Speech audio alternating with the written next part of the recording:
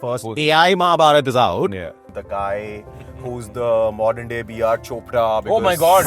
Oh my God. No. It came from an absolute core place of seeing Game of Thrones and saying, why can't we have something of that production quality? And I've always had this weird sort of gap in my head that why is it that the land of folklore, the richest land of folklore, stories, mythology, history in the world, Yeah. does not have the share of voice that it rightfully deserves in the global content narrative. Mahabharat is the first of many such pieces that we're going to build. I had two underlying principles of the history works, of which Mahabharat is the first cut. I need to get the Gen Z and young millennials to fall in love with our culture as much as they do with a Thor or an Iron Man. Our war scenes will be beautiful. Hastinapur is beautiful. Costumes are immaculate. Kudos to my team at Gallery 5 who built the world.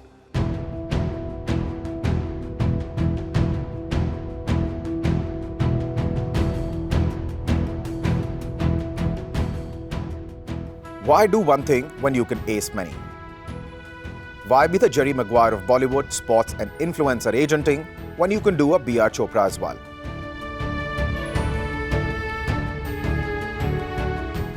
Vijay Subramaniam, the founder of Collective Artists Network, sees all that he does as building upon what first caught his attention: music.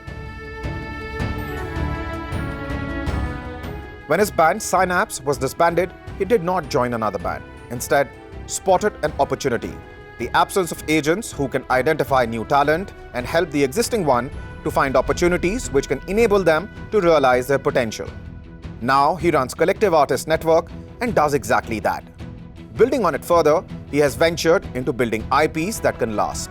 With a small team and a fraction of a typical movie's budget, enabled by AI, he has made a grand spectacle from scratch. Mahabharat Ek Dharam Yudh, which is now streaming on Jio Hotstar and has been getting rave reviews. The first of many such grand stories he wants to bring to life. So whether you are an influencer who wants more opportunities, or an aspiring actor or sports person, or someone interested in finding out how AI is disrupting content creation, join me, Abhishek Singh, for the ride. On this episode of Rolling with the Boss, I speak to Vijay Subramaniam about all those things and more.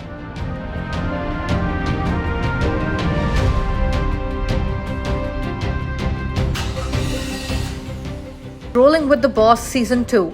Luxury partner Lexus. Rolling? Yes.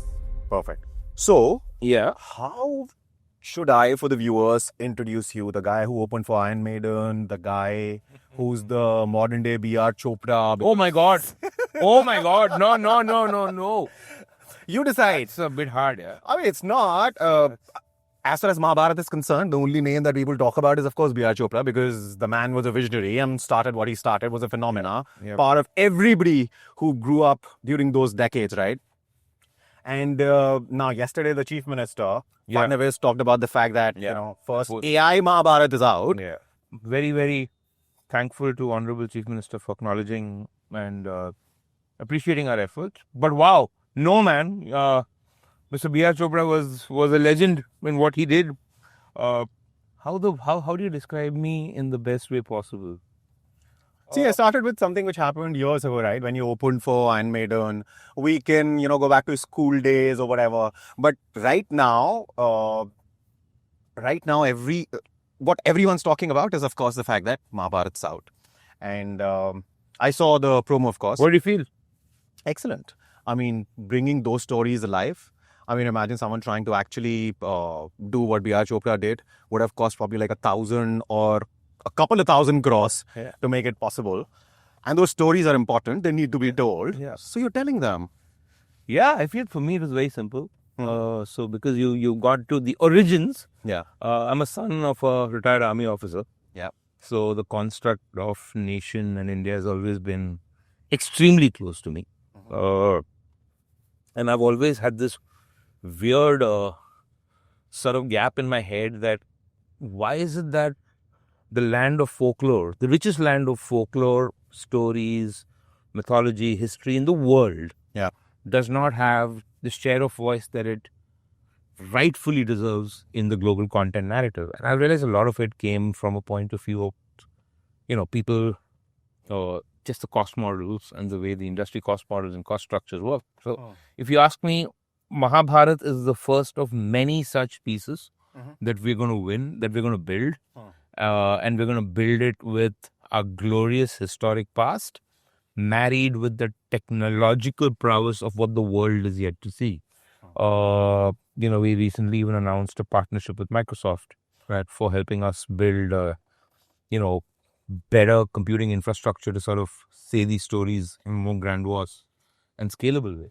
But I think going back to the even more fun stuff, retired army officer's son, born and brought up in Bangalore. Born in Chandigarh, spent a lot of my growing up years in Bangalore.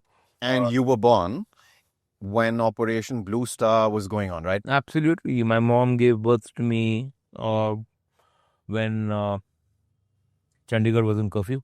Right. So hence my name Vijay. Right. I was born victorious. So that happened, and grew up in Bangalore. Very much relate myself to being a Bangalore boy. Bangalore is just where you work. Bangalore's home. Let me put it this way: Bangalore's home. Although I've spent more of my living years now, from a ratio point of view, probably more percentage in Bombay versus Bangalore. But I just feel, I think my days in the band really gave me a really strong connect to the city. We were the land of rock and roll. We were the land of heavy metal. That's my roots. That's my origin. We were the land of, literally everything cool that happened in India in the late 90s and the 2000s, between 2000 to 2010, I think happened in Bangalore. So many people in Bombay, so many people in Delhi are going to take offense. The sad part about it is they can, because Delhi and Bombay, and I'm telling you because I played in a rock band, right? Yeah. I'm going off script for a minute. Yeah. Synaps, right? Synaps. Yeah. Bangalore never really had a management infrastructure. RSJ was based in Delhi. Bombay had, only much louder and a couple of these large management firms that used to represent banks, and Bangalore was left all to itself. And I would hate it that Delhi and Bombay bands would come and headline in Bangalore colleges, but Delhi and Bombay colleges would not invite Bangalore bands to come and headline in their colleges. So you're so right. I mean, I was in North Campus, right? Delhi University. I don't think I've heard a Bombay band play in North Campus in those days, at least. So now that life has brought you to a place where you can afford to make a claim, I'm very proud of the fact that I'm a proud Bangalorean at some levels. And I think the Delhi and Bombay band scene, especially in metal, sucked compared to the Bangalore band scene. So if you guys are sitting and watching it and you're metalheads in Delhi and Bombay, boo-hoo to you. Now, that brings me to that, that one thing which happened, which for a lot of people would be perhaps, highlight of their lives, right? I mean, you've had a few, and we will talk about all of those as well. And that was, of course, when you opened for Maiden, right? How did that happen? So we won Campus Rock Idols, which is a property organized by DNA. Venkat Vardhan sir was the promoter of DNA. Yeah. We won CRI. We then headlined CRI, Campus Rock Idols. Yeah. And then from that lineup, came the Iron Maiden opportunity. And when it came about, we couldn't, I still have to look back in time and say I actually did that, because there are some things that are just written, and you're at the right place at the right you time. Just feel that what would it be like, to play in front of Bruce Dickinson and Steve Harris and Nico McBride, right? All your favorites that you've idolized, man. I mean, let's face it, I'm a heavy metal head. For me, Metallica, Iron Maiden, Slayer, these are bands that I idolize. So for me to actually be backstage with them, seeing them sip their beer, and me being there, having my little iced tea because I don't drink, was a moment. And I think I would still put it right up there in the top 5 days of my life. Right. And there have been plenty of others as well. Growing up as an army brat, and perhaps not brat. I mean, you probably... No brat at all. Not a very good kid. Very good kid. Yeah, very good kid. Right. So then how does a good kid who did what good kids back in those days did, which was study engineering or medicine, Which I did. which you did, Yeah. but then you chose not to become an engineer? Man, I sucked at it. I couldn't fit a tire in a car when I was a mechanical engineer, right? But that's not what a mechanical engineer is supposed to do. A mechanical engineer is supposed to know something about fluid dynamics, or Right. mass transfer, Yeah. machine design. I still wake up in the night with a cold sweat on. I have HMT, this heat and mass transfer for the energy. Yeah. And I realized midway through, यार ये नहीं होगा. नहीं ये तो पढ़ाई लिखाई. I think I was good. I never failed. I was a first class holder. I wasn't any genius or anything special in my academics. But I think the band gave me that experience to really realize that what I really feel passionately about is going out to the world and being out there. Yeah. As opposed to being inside a lab or inside a research facility or behind a computer. And I think for me, the army gave me a rich upbringing of what it means to establish social constructs which are not defined by the traditional definitions of family. And I think I've carried that to the way I run Collective even till today. And I think that's the DNA I brought into the band as well, where I think the richest thing that the army tells you there is everyone is in that place because they made a choice. Right. And their choice was to serve. They weren't, I mean, your brother-in-law would tell you this as well. It's not the highest paying job in the world. Yeah. It could be ridiculously thankless. In most people's careers, it is almost life-taking. Yeah. So no right person in their right frame of mind outside of a motive of serving a purpose, in this case the purpose being a country, should take that job. Right. So I think that's what the army taught me really early on. In fact, it's very strange, Dad sent out the Mahabharat episode to his course mates and batchmates. And he's been forwarding me messages for the last couple of days about their reaction. They used to call me Vijay, Chinna, because I was the youngest in the regiment. Right. Tell Chinna we're very happy, proud of him. These are uncles who I've known for, 30, 35 years now. Right. And I feel what the army did to me was that. And then when the band started, I found my purpose. And my purpose was to build something with people in the field of entertainment. And when the band broke up, what the army also teaches you is this ridiculously ideal of loyalty. So for me, it was very clear, once the band broke up, I won't play with anyone else. But you still play sometimes. I play for myself. I don't necessarily play for a band or anything like that. It's too much work. It's too much emotional investment. So I think the band broke up, and that's when I realized that, getting hired by some IT company or in 3 truckloads of mechanical engineering batches and being shipped away to Mysore for a steady salary was not for me. Right. So I picked this up. I said, I think I was the only guy in my batch who didn't sit for a single campus interview. Right. And I thought, people were saying, you're mad, at least sit for one, get the experience. I was like, why? I have a firm belief in let's just रास्ते जाना नहीं. उधर गुजरना ही उधर ही क्यों करना?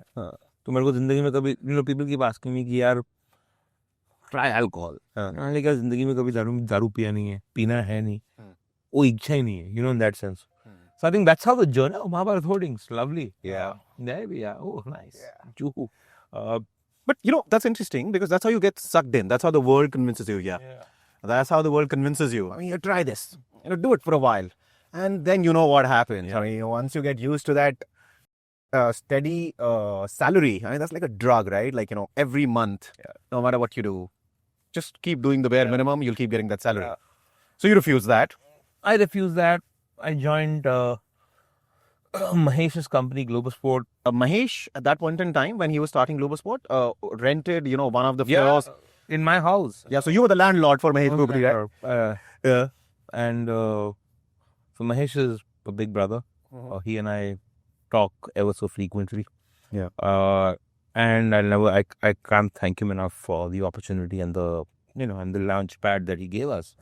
And, and then wanted to break out into the entrepreneurial zone, started off the company, and it was Quan at the time. Had a very, very different vision for dovetailing it into beyond just talent management, then went on to start Collective.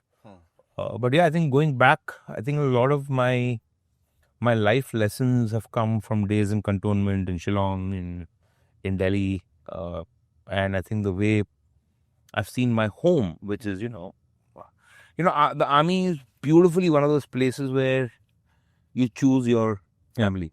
Yeah. You choose who you want to dine with. When youngsters used to come in and tell my mom, "Ma'am, khana banao." At 12:30 in the night, "Ma'am, butter chicken khana hai." There was a certain demand of ownness there. Yeah. Right? Which you would only take the liberty with your sister or mother. Yeah. And I would see, I remember all those uncles. My mother recently passed on the 6th of April. And, Sorry to hear that. Yeah, and some of those uncles were there. In fact, one of the uncle, General Ved Prakash, was with us in the ambulance when we were taking her to her final journey. And I remember Ved uncle was there, and he said, he looked at her, and and we had a moment, because I just feel that just defines you. That's what I feel at Collective, that these are people that you have taken. You don't mean General VP Malik, do you? No, Ved Prakash. Okay, Ved Prakash, okay. Somebody wonderful, somebody's really Somebody's really pissed, yeah. We must have done something wrong. Let's just assume that and move on. Yeah. So, for me, it was very clear that I had to, that feeling of oneness, that feeling of family by choice, not family by birth, was very hardwired in me from the get-go. And, and I think I've lived life on that principle ever since. Right. No, I mean, that's wonderful, because, there was the trodden path, there was a pre-decided path for kids born in those years. I mean, it was decided, right? I mean, engineer, doctor, whatever. And in the early 2000s, deciding that, okay, that's not for me. Not just deciding, doing something else, but making something big out of it, which is not just big for yourself. I mean, it's easy. I wouldn't say easy. It's fairly difficult to make money for yourself, but to also do, exactly what you want to do and make money for a lot of people as well. I think money comes. Yeah. I think, there's a huge thing about, don't chase the money, it'll come to you, and the classic Three Idiots dialogue, success par nahi, excellence ke piche bhagao. I think money comes, but I think fundamentally, I keep telling people that for me, my biggest blessing is that I can't wait for a Monday. I think the day you're in a life where Monday feels like a Monday, I can't live that life. Right. I can't wait to get to work. I can't wait to breathe life into this baby we built. So if you ask me, if you throw so much passion at something, and I think music taught me that, right? Studied Metallica, studied Iron Maiden, studied Slipknot, Korn, System of a Down, every big heavy metal band, read about them, Pearl Jam. Right. And what the only thing it taught me was, if the purpose is greater than self, everything else tends to work out. The money tends to work out. The fame tends to work out. The social... I think all of us do things in life for only three things. Social validation, emotional validation, and financial validation. Right. I think I've chased the emotional validation of it first. Because if I'm emotionally feeling good about whatever I'm doing, it'll eventually lead to social relevance and hopefully some wealth. And even wealth, I have a very clear philosophy that wealth is not yours alone. Right? I am one of those who believes in genuinely sharing. I think we're the first few companies in our industry who started an ESOP scheme, who gave, some management, who gave management equity and things like that. So I just feel that for me, just waking up every morning, यार सोना है क्योंकि कल सुबह उठ के काम करना है, that's the, और फिर काम नहीं होता, like people keep asking me, यार you're a workaholic, and I tell them that for a minute, imagine you're Lars Ulrich in Metallica when you're touring 300 days. Is that working? Yeah. I mean, I don't think it's working. And I completely agree with you. I mean, in my case, people say, and see, for a journalist, whether you're sleeping, whether you're up, whether you're working, you're not working, you are working. The reason you're working is because if you're not keeping yourself updated, if you're not talking to people, if you're not staying in touch with your sources, you wouldn't be able to do your job in those 8 hours, right? So what work isn't done in those 8 hours, that is when perhaps, something is put together for people to see what you've been doing for the other 16 hours, which includes everything else as well. Yeah. Right? So you have to be, and the money's not great, right? It's not like you're making like $1 million, right? You're not. So if you don't like your job, don't love your job, completely agree with that. Yeah, talking about the evolution of this side of things, this particular industry. So from the days of Percept, when you were talking about, because sports management is perhaps, I would say, what it started with. Of course, celebrity management was already there. Used to happen in very informal manner, perhaps, for somebody close to the family, making arrangements, deciding schedules, etc. Percept, perhaps, how it started changing, but then where are we now? What's happening now? I think even before Percept. So Okay. my Bangalore house, we share a parapet, a wall with Mr. Mark Mascarena's family. Right. Mark was the godfather of agenting. Right. World Tel. That's Sachin deal, right? Sachin deal. Yeah. Right. I remember we lost Mark. How much was that? 100 crores back then, right? Yeah, Some crazy amount of money back in the days, yeah. I remember when Mark died due to a car accident. He has a huge backyard, and in that backyard, everyone came. Ravi Shastri, Ajay Tendulkar, all of these guys, right? And I put my window up, and me and my mom was sitting and watching all of them. Right. So Mark actually started it, and then of course Sharendra and Harindra did what they did, by building Percept beautifully well. But I think where it breaks is, and this is the point of view we brought into the industry, is if you are sitting in your office and taking phone calls, which are incoming, and just being a coordinator, you're not really an agent. You're more of a personal secretary. Right. I think if you see Jerry Maguire, that really is the best definition of what an agent should do. Right? To anybody on your show who's interested in this line of work, I would recommend this book called Ovitz. Right? Ovitz. Okay. Or Who is Michael Ovitz? That's another book. Okay. I think Michael Ovitz was the godfather of agenting. Okay. Globally, he started CAA in 1975. And one of the best things about agenting is if you don't dream a dream for your talent, which occasionally could even surpass their dream for themselves, right? Then you're not an agent. So basically, somebody who couldn't spot not just a talent, but the potential in that talent, and then help that talent realize that potential. You have to think 10 years out. I don't think agenting, and luckily for me, I don't work with many clients. I just work with 2 or 3 of them. Luckily for me, I've always taken a view that, for me, it's very clear that I build out careers over a 10-15 year span. And those are the people I work with. Of course, you can't name them, and that's absolutely all right. But let's say and I am not even going to talk about a particular sector, not going to say Bollywood, not going to say sports, not going to say something else, some other industry. But let's say if you were to pick, let's say this is the person I'm going to work for, be an agent for next 10 years, 15 years, as you were saying, right? What would you see in that person? What would you try and spot? Number one thing would be, what's the appetite? How insatiable are you? See, because I am a hungry dog, right? I'm tireless. I'll keep going. So if I see in you the real desire to succeed, right? In whatever form, you could want to be the best actor, you could want to be the best megastar, you could want to be the best, you could want to be Ryan Reynolds, who's everything, right? What is that one enduring quality that makes you not stand out because of only your craft? Because a lot of people are talented.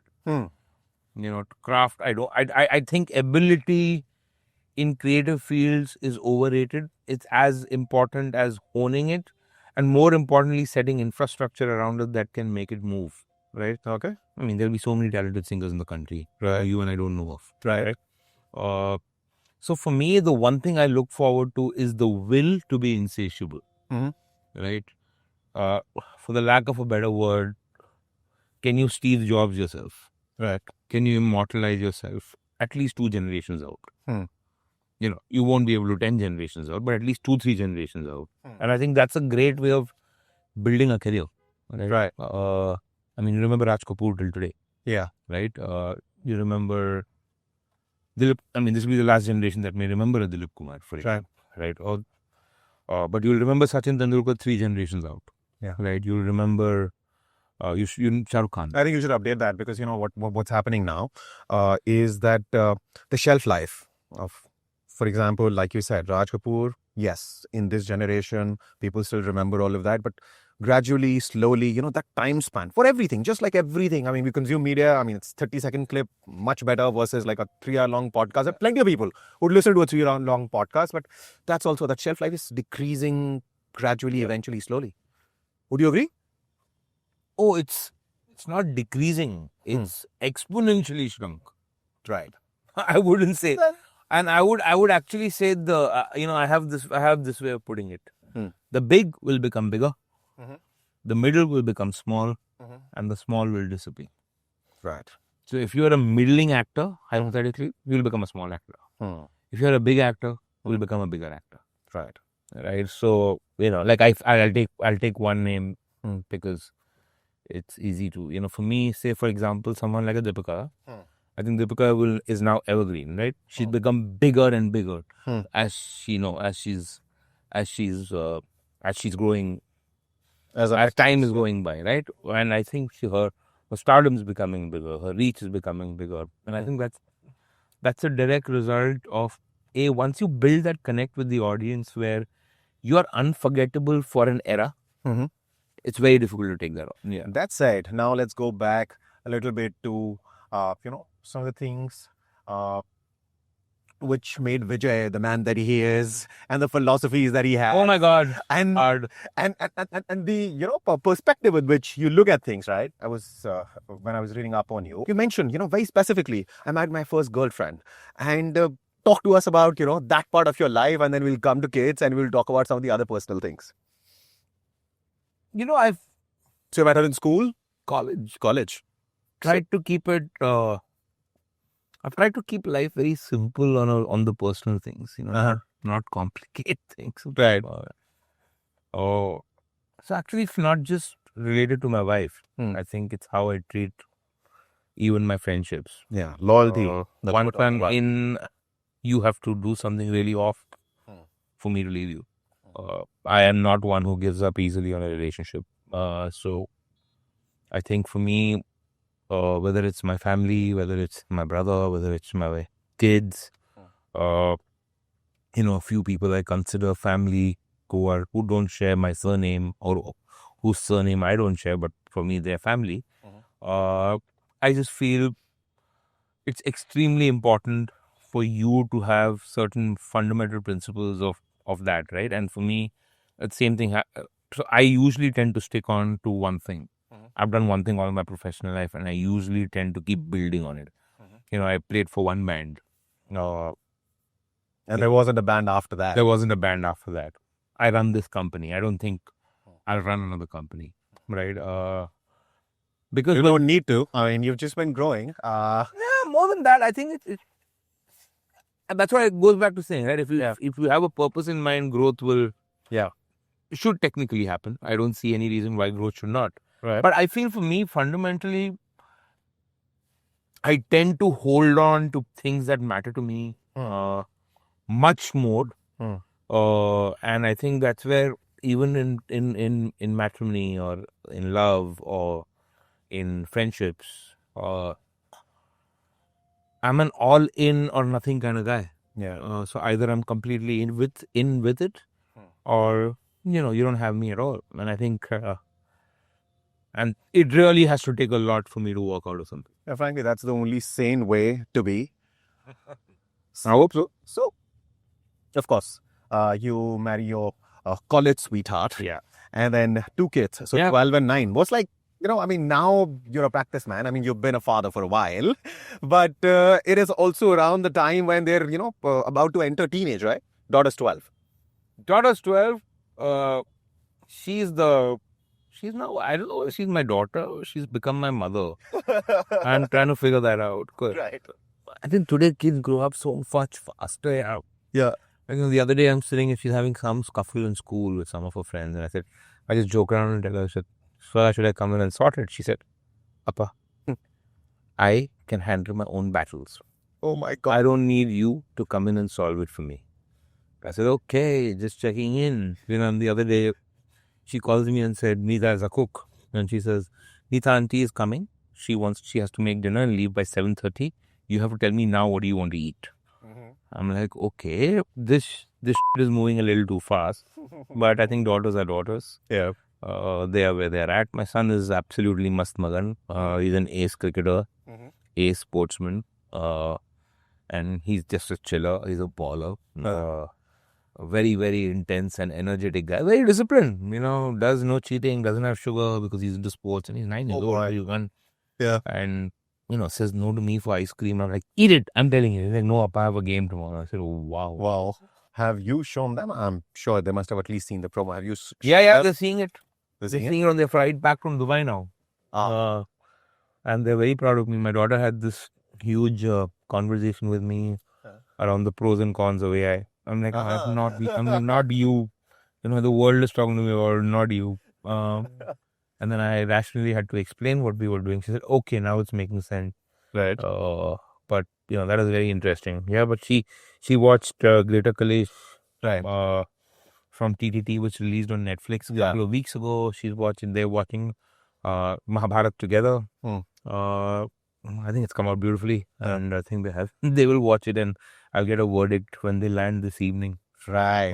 They're coming this evening? They're coming this evening. And I'll get my truest critics are going to come back with a yay or a nay by the end of the day today. Now, since we've started talking about Mahabharat once again, it's a story which you would want to do justice to, because if you don't, the backlash could be massive, immense. And I'm sure you were not thinking about that. You were trying to build the best that you can. How did you do it? I won, at times redeeming, but at times suicidal characteristic. I am foolishly optimistic as a human being. So I don't start something with what if. Right. I started. So I think it's very simple. There are two tenets of Mahabharata. It came from an absolute core place of seeing Game of Thrones and saying, why can't we have something of that production quality, which doesn't need, because I'll never get $100 million to make it. Yeah. That market doesn't exist in this country, right? I think I knew I won't have $100 million to make it. And I had two underlying principles of the history works, of which Mahabharata is the first cut. I need to get the Gen Z and young millennials to fall in love with our culture as much as they do with a Thor or an Iron Man or a Tony or an Avenger. Why? Because I believe that Hanuman's Gada is stronger than Thor's hammer. I believe that Hanuman can kick Superman. But I don't think my niece, nephew, or kids know it. Right. And I want them to know it. Yeah. But if I say it to them in a format that's not palatable to them, then they're not going to accept it. Of course. Yeah. So how do you maintain the divinity of our texts and don't mess with anything in the story? Hence, if you see our Mahabharata, it very, very clearly says, as written in the works of Mr. Vedyas. Yeah. Right? Starts with Yada Yada Idhar Starts with that. But the visual treatment is that where technology has been able to enable, has been able to help us enable the largest spectacle possible. So our war scenes will be beautiful, or Hastinapur is beautiful, or, chariots are lovely, and, costumes are immaculate, and, jewelry feels like it's real gold, And I think kudos to my team at Gallery 5 who built the world. The engineering quality at the cost optimization that they've been able to achieve has helped us say the story. And so Mahabharata is now, 2nd April, we come out with a theatrical release of Hanuman. Then we have Krishna. Then we have Shiva. Then we're producing 3 more series. And for me, the idea is to build this entire universe in a way that is not just the movie. Yeah. So you will have merchandising, you will have toys, you'll have the entire works around it. Right. I even intend to get the characters out of the show and do something with them. Much like a Marvel. Much would like a do Marvel some, yeah. would, right? Questions there. So how much time did it take? From 6 months. 6 months. Okay. And if you can give us a ballpark, like how much money does it cost to produce something like this? See, now you're asking me about my secret sauce. You're I'm not telling me. No, you give me what you tell me what you can. It'll be 100th if I had to make it all of a feasible. Right. That's cool. I'm saying, it is so ridiculously downstreamed on cost. Yeah. That it is ridiculous to think that you'll make it again. You'll make it in any other way. Right. Yeah. Now, one important question related to the industry, something which is gonna, impact a lot of what you're doing. What would you say? I mean, now that you're one of the front runners as far as this industry is concerned, and see, AI in videos is a bit of a concern, depending on the kind of videos that you're talking about. For example, I mean, something scandalous about somebody which is, AI generated, AI created, of course, is going to create a lot of problems. And so that's one side of things. And the other side of things is that it is an industry which is going to employ thousands and thousands and thousands of people, going to generate billions of dollars with an investment of 10 crore rupees perhaps. You can get a product which is worth 1,000 crore, in terms of outcome. So it is an important industry. And at the end of the day, I mean, all things are moving in the AI direction, no matter which industry you look at, right? So what would be your expectations from the bill? What would you like the government to sort of focus on while making this? I think if the honorable government is looking at this technology to blossom, mm-hmm. I feel then we should go in with absolute confidence of making the tech. Listen, man, it's not very different, and I've said this time and time again. Computing disrupted typewriters. Yeah. iPhone disrupted Kodak and Canon. Uber's disrupted Kali Pili. Quick commerce definitely has disrupted kirana stores. Automobiles and internal combustion engine disrupted chariots and horse riders. OTT gave rise to new careers. So technological advancements cannot be stopped unless the authorities or the governing bodies or the powers that be say so. Right. So the way I see it is, I have a fundamental issue that media business, and here in the media business, fundamentally media businesses are shallow in stock and valuation matrices. Why can't there be a $50-60 billion company coming out of the media business? It's purely because if you look at it from an India point of view, the cost of creating content versus the depth in monetization of the content at times doesn't stack up.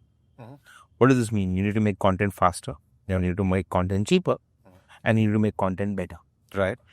The only way of validating all these three hypotheses is by using technology as a friend and not a foe. Which means develop, like for example, a lot of people on this pro and anti-AI debate put out a post 2 days ago. Mahabharat have employed 100 people. Right? A first-time director who from Whistling Woods who would have taken 10 years to direct this on primetime television. A first-time editor. A first-time music director. A bunch of researchers. A young writer's room. About 50 engineers. So have I given jobs or have I taken jobs? Right. And they've worked on IP which is open source, which is public information. There's no copyright infringement on owning Mahabharat. It is India's story. So for me, I think the way I'm starting with this is by making public stories which are accessible to all. Right. I want to first prove that, like animation was, this is a new medium. Sure. It's not the matter that matters, it's the medium. The matter will again go back to nobody can take away the quality of writing. Nobody can take away the quality of editing. I don't think there's an edit tool today that can give you a 2-minute cut of a scene with that degree of efficacy. Yes. What has it done? It's allowed Lavanya to dream Lavanya is the director of Yeah. Mahabharat, yes. She could imagine Hastinapur a certain way. If she wanted 1,000 soldiers on the Kurukshetra war, she can. She can. Right? You giving them tools. So if you ask me, what does it mean? I think there's unnecessary, over-the-top scrutiny behind. Now that we are, pretty close to your office, maybe 15 minutes from here, let's just, for 5 minutes, talk about some of the fun things in life. Music, of course, it is that one thing for you which helps you. Everything. Yeah. Everything. Yeah. And how much have your kids, taken interest in music and your drumming and your, the things that you do at home? Complete adoption. Uh-huh. Swara is a little pianist. I Vidur also plays the piano. My son is a little bit of a flair guy. He tends to pick up most things he touches. Uh-huh. So they're both, in fact, luckily for me as a father, music has been one of the things I have connected most deeply with them on. Right. So it's building Legos Yeah. and music. So they listen to some really good music. They listen to good quality. So they know some Metallica stuff. Shwara does know her Taylor Swift stuff also. Right. But they know it all, right? You know your Taylor Swift? Not at all. I'm not a Swiftie by a mile, bro. I'm one of those guys who is I'm on either ends of both spectrums. Either it is acute Bollywood, Yeah. which is like hero number one types, Yeah. or it's heavy metal. Ye beach ka, glam rock, Taylor Swift, pop. Yeah. No, Well, I'm sure those conversations at home are fun, where you're trying to explain to her why you don't know her songs, but well, every time she's in the car with you, I have to listen to Taylor Swift. I keep saying fireworks, but then she keeps correcting me. That's Katy Perry and not Not Taylor Taylor Swift. Yeah. I mean, that much even I know. And my Taylor Swift is not good. My Katy Perry is not good. There you go. Right. Okay. And as far as sports are concerned, I think you were telling me that paddle is what you have picked up. Yeah, it's fun. Yeah. It's fun. It's just one of those, it's the most beautiful excuse of a workout. Mm-hmm. It's really not there, Yeah. but it's enough for you to say it's there. Right. It's like that indulgent snack, Yeah. which you're saying has like jaggery instead of sugar. So I mean, I see the appeal. I love it. I go, I sweat. I think it's also ridiculously social. I think it's great to make a plan and great to hang with friends. Yeah. And I don't like pickle though. I don't see the point in pickleball. I've recently picked up PT, and I could never pick it up in school for some reason. I played literally every single sport out there till the age of, I think, 17, 18. I had this notion that cricket's what I'm going to play. Cricket's what I'm going to do with my life. But that's the story of, most 90s. Cricket fades away the moment you realize Indian team में खेलने के लिए इतना लंबा कौन wait करे. If you don't have that passion for it, then I love paddle. Try it. And now apparently codes are germinating everywhere. Yeah, man. So you might as well play. Paddle, pickle, even in malls. Pickle I can't understand. I can't understand when a ball is that, how do you call it a sport? It's just not possible. Yeah. See, whatever I'll say, all pickle people will hate me for it. I mean, I actually don't. I'm like, it is a sport for people who have never played any sport, can't play any sport, something like that. It's an old person and a rich man sport. Yeah. It's not, rather, it's like going bowling. Yeah. It's like somebody, you're right. Yeah, right. I'm calling it's like going bowling and saying you're playing sports. You're not really playing sports. It's been such a fun conversation. We talked about all sorts of things, serious stuff. Your story, of course, in itself, personal story, personal journey has been very interesting. Thank you. And like I said, I was initially confused. I mean, how should I introduce you? But then we found a way. Yeah, we found a way. I mean, I let you do it. But I'm always a talker. Yeah. Yeah. So it was wonderful talking to you. Thank you so much, brother. Thank you so much. So much. Rolling with the Boss Season 2. Luxury partner Lexus.